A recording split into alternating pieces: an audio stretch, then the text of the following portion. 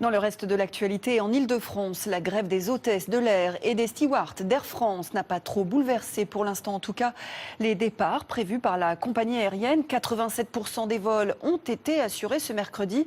Fernando Malverde et Frédéric Askenazi. Malgré un mouvement qui commence en plein chassé-croisé des vacances, la grève des hôtesses et des stewards d'Air France a un impact relativement limité. La direction a tout mis en œuvre pour solliciter d'autres compagnies, réorganiser ses équipes et avertir les clients. J'ai reçu un mail comme quoi il faut suivre sur l'application. Et jusqu'à maintenant, sur l'application, c'est on time, donc pas d'impact. Je suis navrée pour tous ceux qui ont leur vol annulé et qui se font faiblement indemniser. On peut les comprendre, même si les jours de départ en vacances, c'est toujours un peu compliqué à accepter, mais bon, c'est comme ça. Selon la direction, même si plus du tiers du personnel était aujourd'hui gréviste, 80% des vols ont pu être assurés.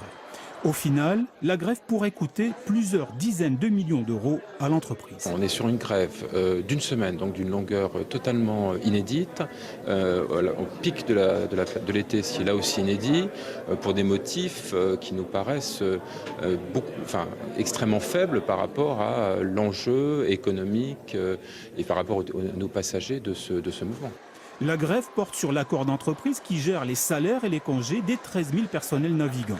Les syndicats qui ont déposé leur préavis le 3 juin dernier parlent de fausses négociations.